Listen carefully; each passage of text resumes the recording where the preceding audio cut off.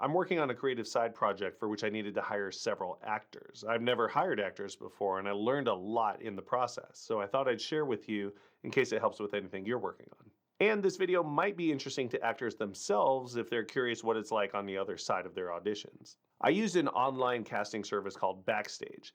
This is not a sponsored video. I haven't talked to them, they haven't talked to me, no money has changed hands. I'm just telling you what I used. Overall, my experience was really positive. I found some remarkable talent to be in my production, and I'm super happy with them. I would consider this project a success. However, it was also a lot of work. I individually invited over 1,000 actors to apply to my casting call, one at a time. Of those, about a third actually applied. Everyone that applied, I invited to do a self tape audition, and of those who applied, about half actually did the audition.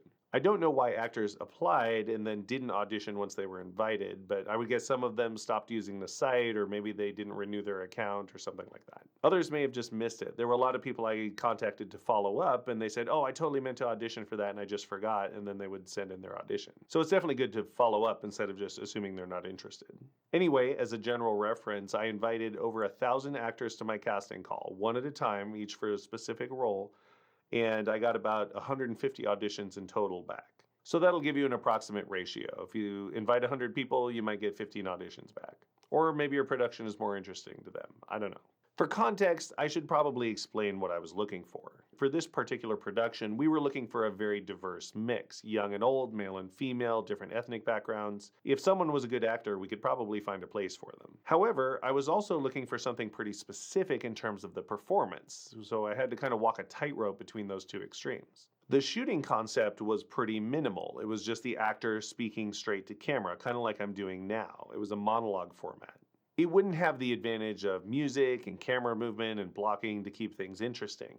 The actor had to deliver all of the interest for that performance. They had to be fascinating and compelling to watch while they were sitting there looking at the camera. On the other hand, I also wanted it to be realistic and natural sounding. I didn't want something over the top or melodramatic. It had to be compelling but realistic, fascinating but natural.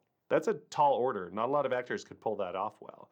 That's why I had to do a lot of auditions. One of the first things I learned is that you absolutely cannot judge an actor at all from their profile page and photos.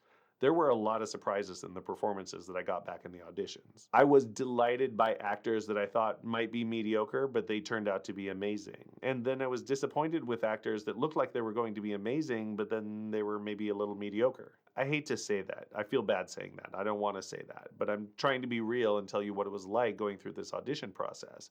Some of them were mediocre. There were a lot of auditions I got where it just felt like I was watching a person read lines. That's it. And that was kind of disheartening. I wound up not being excited when a new audition came in because I was kind of dreading what it might be. And I know that minimalist, understated performances are a thing, and that there are great actors out there who can deliver very powerful performances without a lot of dramatic action and movement and speech.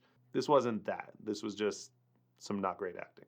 And it actually made me consider calling off the whole production. This could only work if I could find actors, local actors, who could do the kind of performance that I was looking for. I could definitely find people to read the lines that I'd written, but I needed more than that to make this work. I needed good actors. However, I did eventually find the needles in the haystack. A bunch of them. I found auditions that were truly remarkable. When I watched them, I found myself getting caught up in the characters that they were creating. I had written the lines, but they were creating the character right there in front of me. They were turning it into something real, and I could feel it. It was kind of an emotional experience. It meant that the production was actually possible. This imaginary thing that I was conjuring up in my head might actually work. And it wasn't until I found one of those performances that I actually believed it. And that basically became my benchmark for reviewing auditions. If it felt like I was watching an actor deliver their lines, I wouldn't hire them. I just wouldn't. It had to feel like I was watching the character come to life. I had to feel invested in the character they were creating. Those were the people that I shortlisted and hired. I also learned that those amazing performances sometimes came from unexpected places. You really can't get hung up on an actor's look or style. You want to cast a wide net to get the best talent that you can for the role. I actually went so far as to rewrite some of the characters around the talent that I found because it was more important for me to have that high quality performance than for me to fit someone into a preconceived notion of what I thought a character looked like when I first wrote it. Now, hiring actors is a lot of work. When I started doing this, I thought I would just post a casting call online, get hundreds of auditions, and then cherry pick the ones that I like. It did not work like that. Instead, I had to go through the directory of local actors, find ones that seemed like good fits for the roles that I was casting, and individually invite them to apply to my production. And then a few weeks later, when they didn't respond, I had to go through and follow up with them to see if they were actually interested. Whenever someone applied, I would invite them to do a self tape audition. I would send them script sides, which is an excerpt of the script.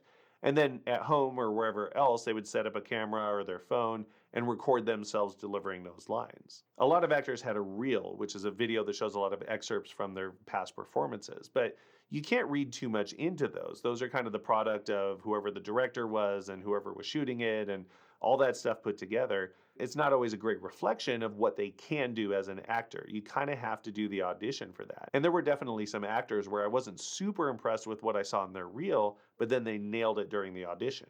So I pretty much kept an open mind. Anyone who applied that might be a fit for one of the roles, I invited them to do a self tape audition. There's a famous saying that directing is 90% casting, and over the course of this production, I've found that to be true. This is a micro budget, self funded production that I'm paying for out of pocket. And almost all of that money is going toward the actors because that's what matters the most to me. More than the cameras, more than the audio equipment, more than just about anything. I've read a lot of books and seen a lot of videos about low budget film production, and they often recommend bringing in your friends and family to be the cast.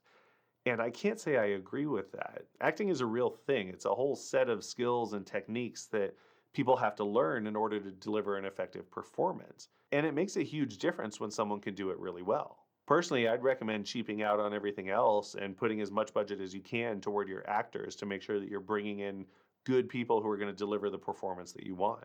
If your actors don't know what they're doing, it doesn't matter how good your camera is. Anyway, I just wanted to share my experiences in case you're looking to do something similar and wondered how it might go down. Hope this helps.